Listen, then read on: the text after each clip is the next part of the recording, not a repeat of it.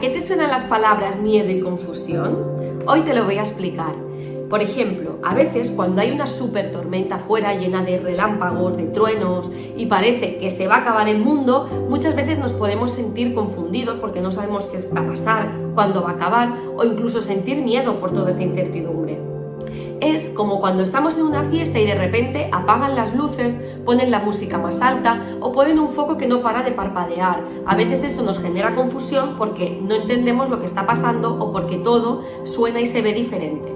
Hay muchas situaciones en que las personas experimentamos miedo y confusión. Por ejemplo, hay mucha gente que tiene miedo a diferentes cosas, al mar, a la oscuridad, a las alturas.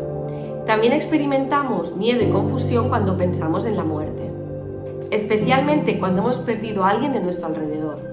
Cuando perdemos a alguien de nuestro alrededor, nos invaden las preguntas. Lo primero de todo pensamos, ¿qué ha pasado? También nos preguntamos, ¿no volveremos a ver más a esa persona?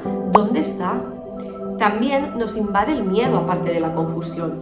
¿Por qué? Porque sentimos miedo al hecho de pensar que no volveremos a ver a esa persona y eso además nos genera el doble de miedo al pensar que igual le puede pasar a otra persona de nuestro alrededor, incluso a nosotros mismos.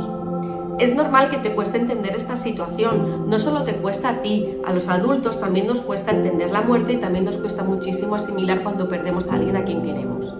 Cuando sentimos miedo es muy normal sentir que el corazón nos va más rápido de lo normal, que nos late mucho más fuerte, que nuestra respiración es mucho más agitada, que tenemos molestias en el estómago, en el pecho, incluso que tenemos como mucha tensión en los músculos. También es normal que aparezcan miedos que antes no teníamos, por ejemplo, tener miedo a la oscuridad, no querer ir a la escuela. Fruto de esta confusión y de no entender el proceso, es normal que también empecemos a hacer muchas más preguntas. Preguntemos por qué ocurrió, dónde está esta persona, por qué pasa la muerte. Puede ser que también nos cueste dormir y no solo por tener nuevos miedos como por ejemplo la oscuridad, sino que el hecho de no parar de pensar y de sentir esta respiración tan agitada hace que nos cueste muchísimo conciliar el sueño. Quizás tampoco te apetece hacer cosas que antes te apetecían. A lo mejor jugar, salir a pasear, dibujar, no te parece tan divertido como antes te parecía. Y también es normal que te preocupes mucho más por los demás. Te entra el miedo de perder a esas personas y a lo mejor estás mucho más apegado a mamá o a papá, por ejemplo, o al hermano, o a un abuelo o abuela. No te quieres separar de esa persona y ha aparecido una preocupación excesiva de saber si está bien y una necesidad de estar cerca. El miedo y la confusión son totalmente normales, pero para sentirnos mejor es súper importante que hables con las personas que tienes alrededor. ¿Por qué? Porque quizá han surgido nuevos miedos que antes no tenías y una mañana amaneces y no quieres ir a la escuela.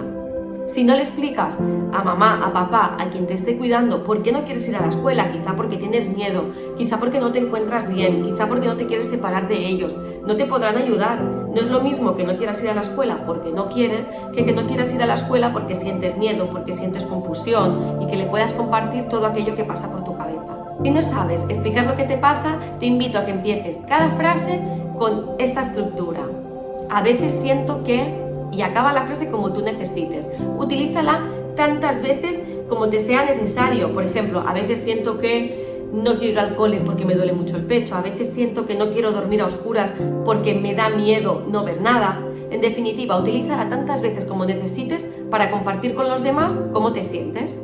Te invito también a que escribas un diario. ¿Por qué? Este diario te podrá ayudar a liberar muchas emociones y además podrías anotar allí todas aquellas situaciones en las que has sentido miedo. Así te será más fácil poder después compartir qué situaciones o qué experiencias te hacen pasar lo peor.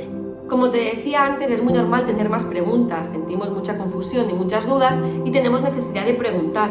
Está bien, haz esas preguntas. Quizá los adultos no tenemos todas las respuestas. Como te he explicado antes, no es un proceso fácil, pero compartir ese ratito y poder poner en común todas esas cosas que nos inquietan seguro que nos hacen sentir mejor.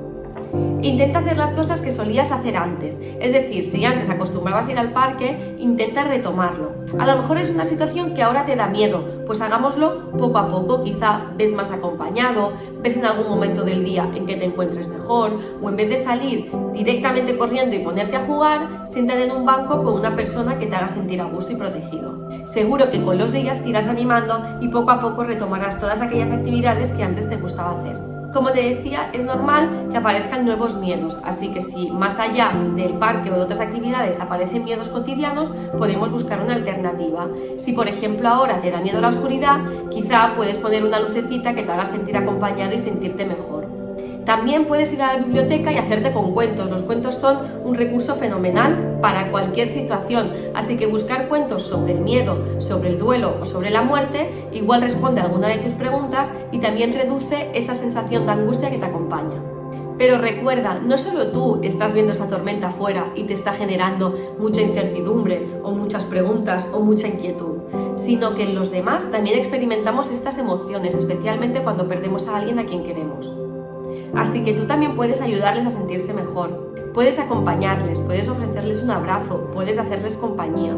También puedes animarles a hacer cosas que les gustaban hacer antes, de tu mano a lo mejor, o ofreciéndole algún espacio seguro para sentirse más tranquilo, pero estoy convencida de que le puedes hacer sentir un poquito mejor que antes. También es importante que entiendas que a lo mejor fruto de este miedo o confusión, las personas de tu alrededor te hacen más preguntas, están más encima tuyo y te parece que están muy pendientes de ti. Puede ser que ese miedo que tú también has experimentado lo estén experimentando ellos. Sentir miedo y confusión es parte de todo este proceso y son emociones totalmente normales que nos acompañarán en diferentes situaciones a lo largo de nuestra vida. Aprender a gestionarlas y compartir con los demás qué es lo que nos pasa nos ayudará a sentirnos mejor, no lo olvides.